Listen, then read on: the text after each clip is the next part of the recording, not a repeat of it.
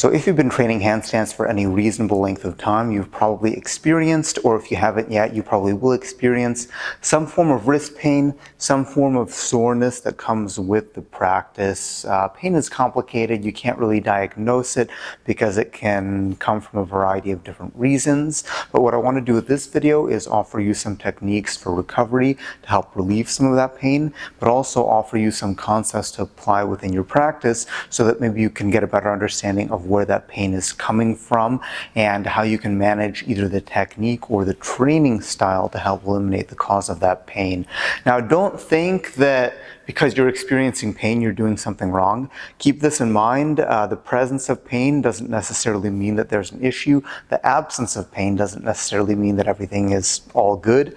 So it's a complicated thing, but again, you are going to experience wrist soreness. I've had a number of wrist injuries, but also even without the wrist injuries, I've had moments in my training where my wrists were just sore. Sometimes it was for one day, it could easily be alleviated. Sometimes it stayed for a lot longer, and I just had to train with it or modify the training in a way that it didn't become an issue. But yeah, that being said, I just want to go over a few techniques that you can use in your practice and hopefully apply, and hopefully they're going to help you to stay healthy and have a better practice over the long term. So we're going to start off with a question. Do you warm up? Do you actually warm up your wrist before the handstand practice? A lot of people don't, right? A lot of people just kind of jump into the handstand, and not just literally, but figuratively, like they don't do any warm-up for their wrists or their fingers or their hands, and they go straight to handstand. Now, there's nothing wrong with this. If you're conditioned enough and you're confident in your practice and your skills, that's absolutely fine. However, as an adult learning to handstand, there's probably a physical adaptation that has to happen,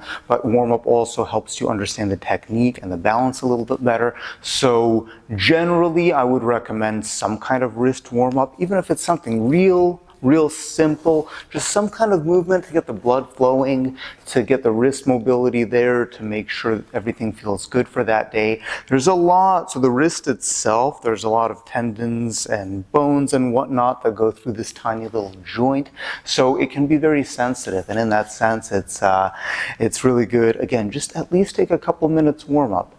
Now, my general recommendation for adults learning handstands is for at least the first 1 to 2 years of your practice, do a wrist warm-up every time you train, because what it's going to help to do is build your physical adaptation a lot faster. Because even if you're doing just simple moves, simple stretches like this, like pretty standard gymnastics wrist warm-up, you're putting the joint in these compromised positions, but you're doing it safely in a way that you can slowly ramp up the intensity, and in doing so you can help with that physical adaptation. Now, kids don't have to do this as much. With kids, usually the physical adaptation will happen from the skill, and it's not that it can't happen with adults, it's just a lot less likely. So general recommendation, make sure you're warming up a wrist. Again, even if it's something, I have a pretty long wrist warm-up sequence that I teach in my workshops that you can find on my Vimeo channel.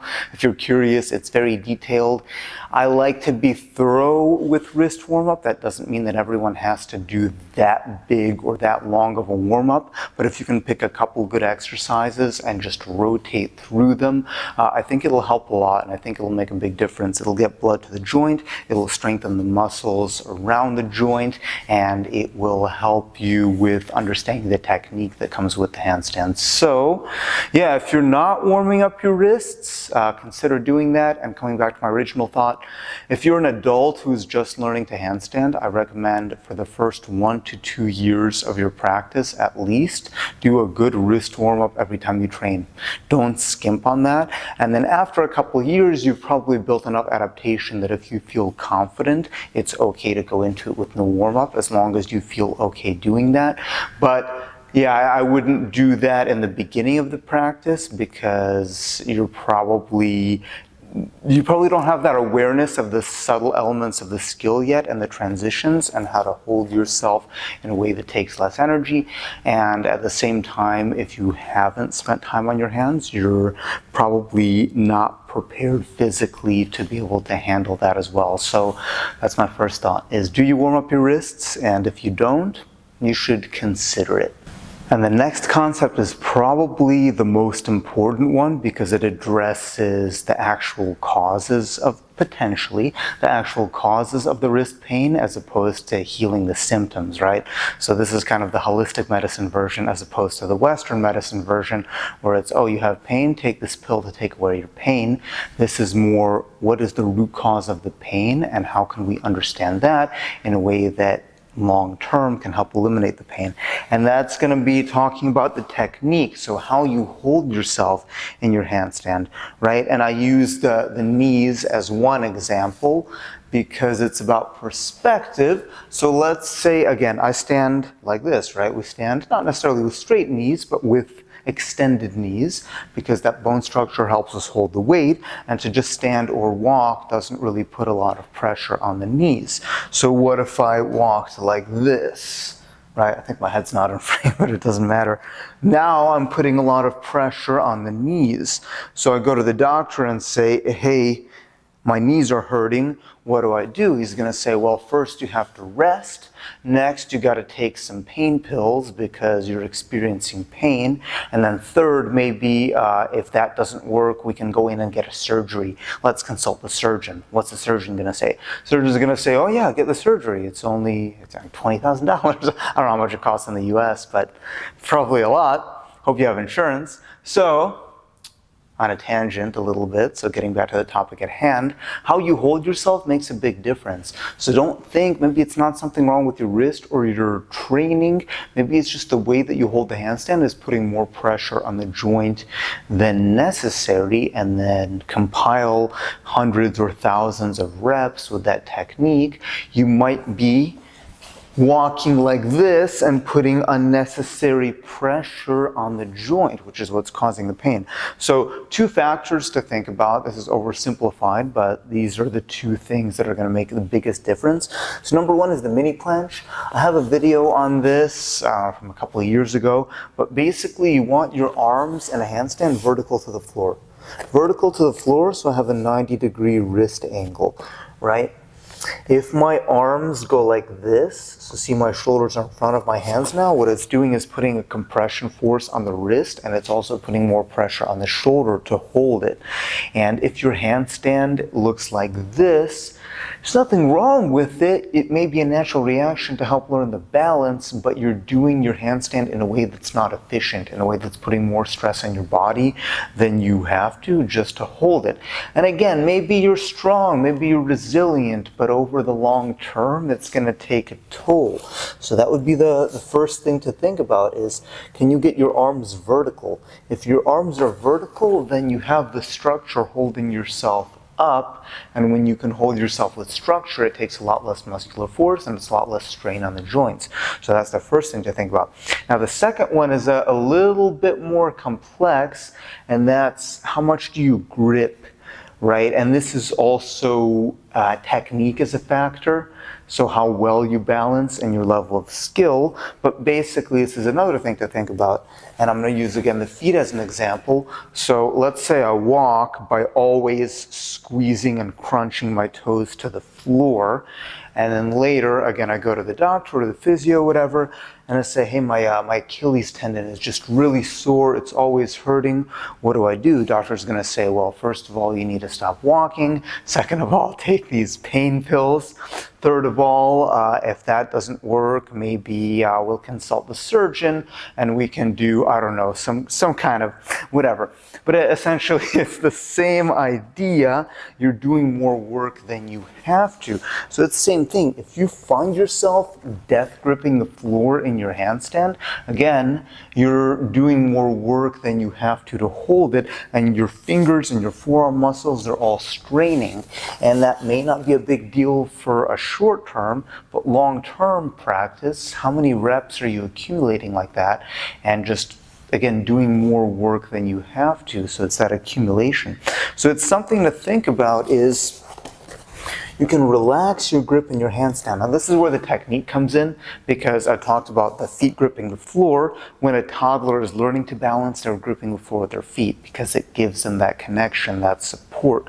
So the same thing, if you're just learning how to balance your handstand, this is probably an advanced concept for you, and you may have to get a little bit better until you can really apply it, because you probably rely very strongly on that grip in order to hold the balance, and that's fine because that's part of the process. Now, if you're advanced enough, and at this point it'd be if you're balancing for 30 seconds or more, or 60 seconds or more, something like that, you can think, do I grip more than I have to? Can I relax the grip? Can I let the hands go a little bit and still hold that balance? And the way that I personally try to balance, again, this is also with years of refinement, is I try not to grip unless I have to. So it's like the hand is relaxed. I do as small movements as possible to balance, and if I need that extra leverage, I can grip, but the grip is not a default, because I know that the grip, even though it gives me more control, it also takes more energy. So I try to keep the balance precise enough to minimally use the grip and only use it in pulses when I have to. Again, this is a pretty advanced technique, but overly gripping the floor can cause issues in the wrist and in the hand as far as soreness and tension and all of this kind of stuff. So it's another thing to think about. And in regards to gripping less, there's one exercise that you can try to help understand this concept of, basically what's going to happen is you're going to relax the finger and try to keep more of the weight centered in the palm and use more subtle movements of the wrist to balance. So what you can do is get up on the blocks, you can use the wall depending on your level, and you're just going to do a handstand on the blocks, but you're going to try to keep your fingers open. So rather than gripping like you normally would, you do open hand, and it's going to force you into a more efficient handstand position. And then to balance like that, it's not something that you want to do all the time. It's just the purpose of the drill is to really make the balance precise, is to do less, to do smaller movements within the balance, make everything more still, and also take less effort and less energy to perform the balance. And it's just to give you that perspective of how little can you do. So that would be a drill that you can play with.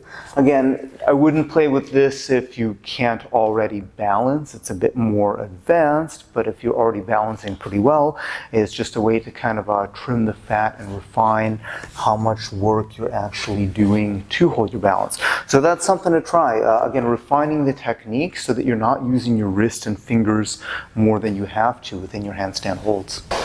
Another factor to consider that's also kind of on the conceptual side of things is, are you allowing enough time for your body to adapt to the training, right? Because what ends up happening is how many reps of handstand can you realistically handle in a training session?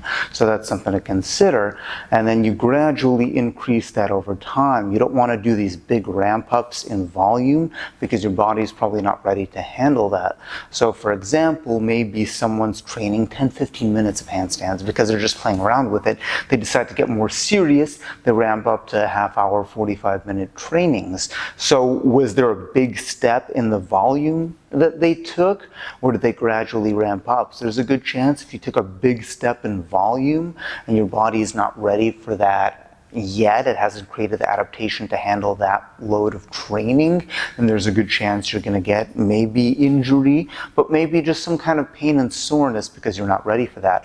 Another really common example is people get into an intermediate, kind of advanced level of handstand and they're training a good amount, and then they decide, okay, I'm going to go for the one arm. So one arm handstand, obviously you're putting more pressure on the wrist itself, especially if your technique isn't precise enough. But one arm handstand requires a massive amount of volume in order to really make progress. So again, this happens pretty often, is people ramp up the volume too fast before they've created the physical adaptations to handle that volume. So this is, again, more conceptual, but just something to think about in your training is make sure as you build your work capacity, as you build your endurance, you build it gradually and slowly and methodically, as opposed to taking these big jumps to that higher level of practice. And then getting into some techniques for overall care of the wrists, just to help keep them loose, to help keep them healthy, that you can do either after your training, before your training, or just randomly throughout the day to help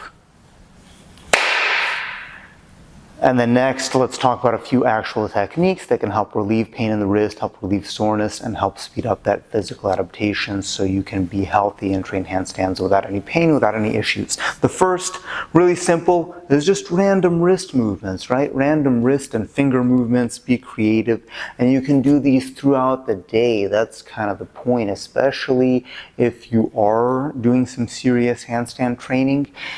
You don't have to be working on your wrists only in the practice, and actually there's a huge benefit. Again, just maybe a few times a day, set a timer, maybe you work at a desk, and at some point just do 2-3 minutes of just some basic movements, because as they say, motion is lotion. It's gonna help keep the blood flow, help keep things warm, and this is just for overall health. And again, especially if you're doing a skill like handstand that involves forces going through the hands at a high volume, you want to be taking care of your hands, your wrists, and your fingers, not just in the training and before the training, but randomly throughout the day, incorporated into your life as well. So yeah, and especially if you're going through one of those phases where you do have some kind of wrist pain and soreness, again, just throughout the day, random wrist and finger movements. Be creative. It really doesn't matter what kind of movement you do, just move them around. You can do with tension, without tension. Any movement is good, just incorporating it into your life outside of the training. Another technique that may help alleviate your pain and soreness is the massage of the forearm muscles, right? If you're gripping really hard in handstands, even if you're not, you're going to build some tension here, all of this. So employing some massage techniques can help relieve that tension, get more blood flow, and just help stay loose. So for the flexors of the forearm, and there's a second variation where you can use a yoga block. It's going to look like this. So it can be pretty intense. So just play with how much weight you put into it. Basically, my forearm goes down on the floor with the palm up. I'm going to jam my knee into the meat of the forearm, and then I can open and close the hand. I can oscillate back and forth. I can do a quick oscillation, kind of like a vibration type movement. I can tense the forearm, and then just release and let it sink. And I usually go from the elbow kind of up towards the fingers, and see, you might be able to make your fingers curl involuntarily if you hit those right tendons. But yeah, massaging the forearm muscles can be quite helpful because the handstand does involve a lot of use of the forearm muscles, and in doing so you're going to build tension, and relieving tension can help with increased mobility, better recovery, and potentially relieving some of that pain and soreness. So that's the forearm version. If you want it to be a little bit more intense, you can get a yoga block or anything that can give you an elevation. And what I can do now is get more extension in my wrist like that. And otherwise it's the same thing. It's just a little bit more intense in my opinion. Now the extensors of the forearms are a little bit more complicated to massage. So you can poke around in there. There's a lot of layers. One thing you can use, they have different massage pokey sticks. This is one tool that I use, and it's not going to focus. There it is. It's the myofascial releaser. It's a little steel tool, so it's got a ball bearing welded at the end, and then it's got this kind of polished edge. So, and I'm not affiliated, by the way. I did pay full price for this, but it's a good tool. So I can use this ball bearing to get into some of these spots, right? And I can find some of these little points, or the other thing I can do is use the edge, and then you can use this kind of scraping Graston gua sha move. And I'm not going to go into too much detail on it, but it can be very helpful in getting some blood to the surface and releasing some of the adhesions. I'm trying not to throw out too many buzzwords as far as self-massage, but I'll take this with me when I travel. I'll keep it in the car if I'm at a red light. I can do some scraping. I can get up in the forearm. I can go through the palm. So massage is important. I'm not going to go into a whole video on wrist massage and forearm massage right now. This is just one tool that I use among many. So it's something else that you can incorporate to help keep your wrists and forearms in good condition for the training. Okay, this is a rice bucket. It is a literal bucket of rice.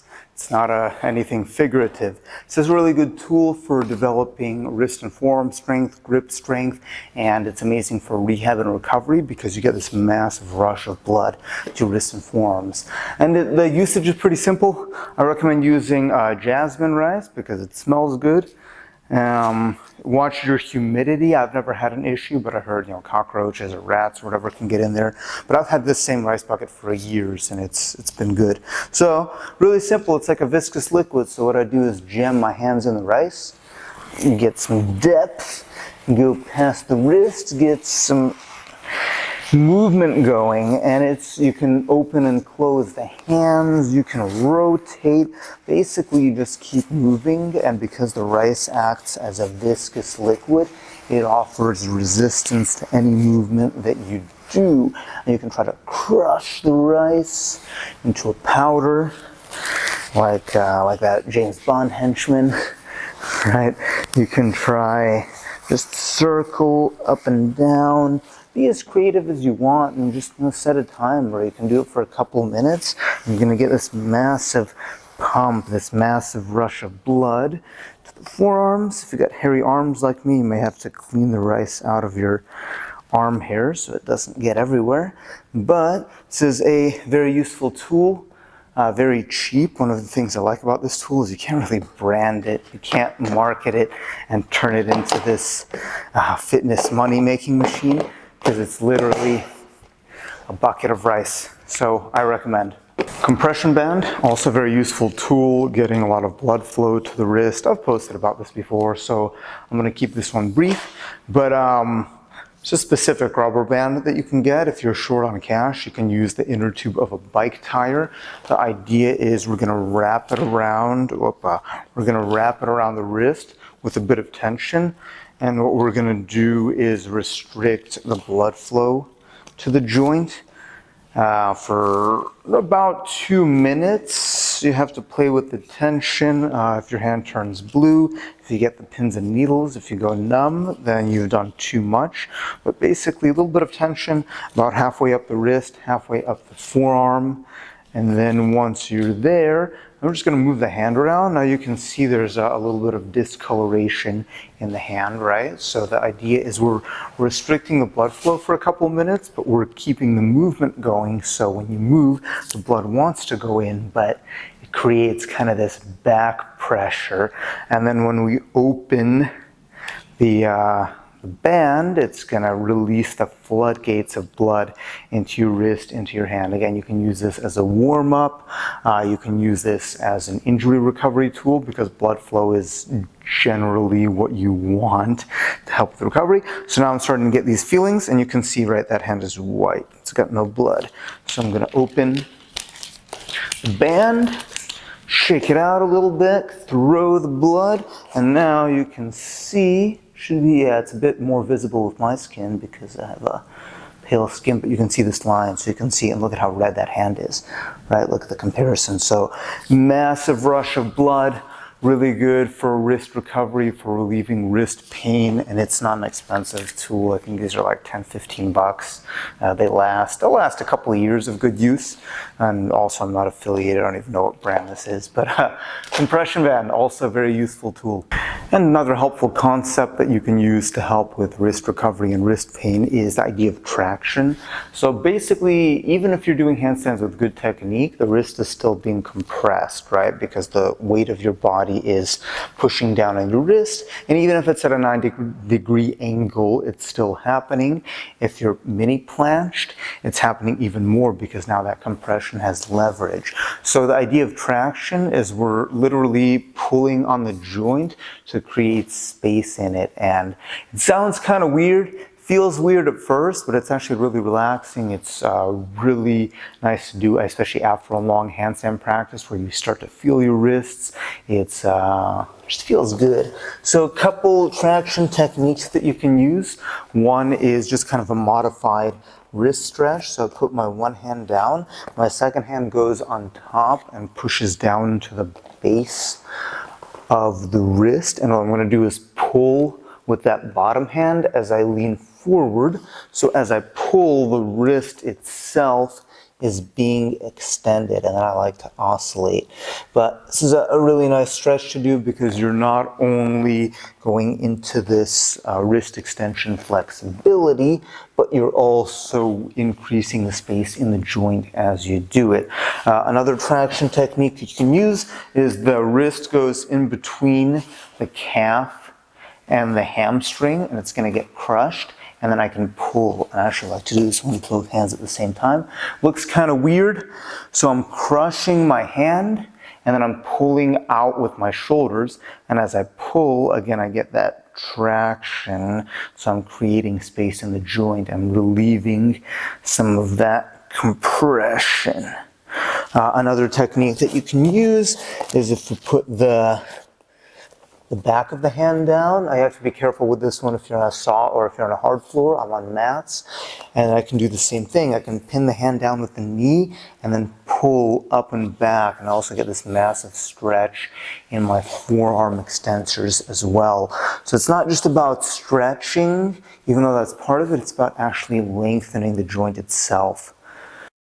And also, if you have a pair of rings hanging up somewhere, you can do a really nice variation of wrist traction by using not the ring, because if I hang on to the ring, I can't create space in the wrist because the muscles are pulling it in. So you want to be able to hang without any tension in the hand. So what I'm going to do is use the strap.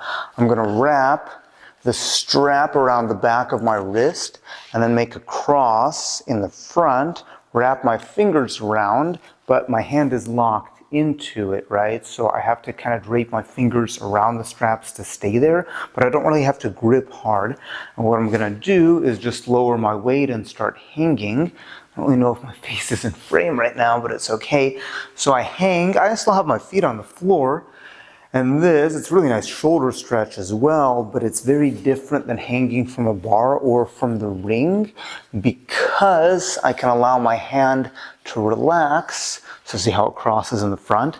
And I get that wrist traction. So it's very therapeutic for the wrist as well as the shoulder. So that's another really, really good exercise that you can incorporate to help your wrists to feel better after your handstand training. And another concept, very simple one, is get one of these guys. This is, I don't even know what brand this is. This is just a cloth wristband, right? So some people are gonna question whether they should wear wrist support. I generally discourage it because the issue is that if you give your wrist artificial support, your body gets lazy. That's just a natural response, and it doesn't create its own internal support. Just like, as an example, shoes with a big lifted heel and a lot of padding actually make the feet a lot weaker because they provide artificial support instead of the feet creating the support within their own structure. So the same thing, I generally discourage any kind of support on the wrist unless you're doing an activity where it's a dynamic load, like gymnasts will wear wrist support on the vault a lot of the time because they hit it so hard. Same thing, boxers wrap their wrist because there's impact. That's a very different thing than a static handstand.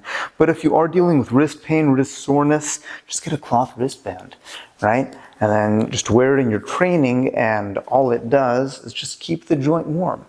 And if you're like me, I don't have very good blood circulation to my hands, especially if it's colder. I'll start to feel that, so it just helps. And then if you want to go a level up, you can do some kind of topical analgesic like Tiger Balm, whatever, that kind of stuff underneath. And it's just going to keep the joint warm when you train. And a warm joint means it's getting more blood, it's getting more nutrients, it's going to heal faster, it's going to recover better, it's going to feel better. So you can wear this when you train, and it's going to help. That doesn't mean you have to start relying on wearing it all the time, but it's just a tool to have. So if you wake up and you know that your wrists are going to be sore that day, but you still want to get your handstand training in, this is going to help with the training. Now, if you're recovering from an injury or it's a more chronic wrist soreness, you don't have to only wear these during the training. You can wear, as long as it's not a compression one, so this one doesn't really compress the wrist, I wear these when I sleep. Not all the time, but again, if my wrists are sore or if I'm going through a wrist injury, I want to keep this joint warm. Again, just be careful if it's one of the compression wristbands and you wear it for too long, it might cut off the circulation, which is not good. So I like to have just a light compression. But yeah, it's a very simple and very underrated technique towards relieving wrist pain. It's just a simple cloth wristband. All right, so that's it for today's video. Again, just a few concepts. If you're dealing with wrist pain and soreness, that's absolutely normal within your handstand practice. It's just a few concepts and techniques to help you maybe understand why you're dealing with wrist pain and soreness and help stop it at the source, or just different techniques to help alleviate and get over that wrist pain and soreness so you can train longer, you can train more, you can stay healthy, you can reduce risk of injury. As always, this is not some kind of ultimate authority. It's just some tips and suggestions that I'm giving to you based on my own personal experience as a practitioner and a teacher. So take it with a grain of salt. Feel free to question it. This is not the ultimate guide. There's a lot of stuff that I didn't list because that would be a much longer video. So these aren't the only things that you can do, but hopefully you've seen something that maybe you haven't been exposed to and you can play with. Again, we talked earlier about you can't really measure pain. So if you do think that you are actually injured in your wrist, this may help with recovery, but it may not be enough. So if you do think you have a potential injury, please go see a medical professional. I'm not a medical professional. I can't diagnose you over YouTube, and that's not something you should be looking for. So just keep that in mind. Know your body. Know if it's kind of a temporary discomfort, soreness, or if it's an actual acute injury, and those two are very different. So with that being said, I hope you enjoyed this video. I hope you hopefully discovered a few new techniques or were able to think about your training a little bit differently. If you want, you can support me by liking, sharing, subscribing, all of that. You can check out my handstand courses, check out my ebook. I'm starting to offer in-person workshops again throughout the US and maybe internationally, not yet, but hopefully soon internationally again as well. So if you want to learn from me in person, there is that option.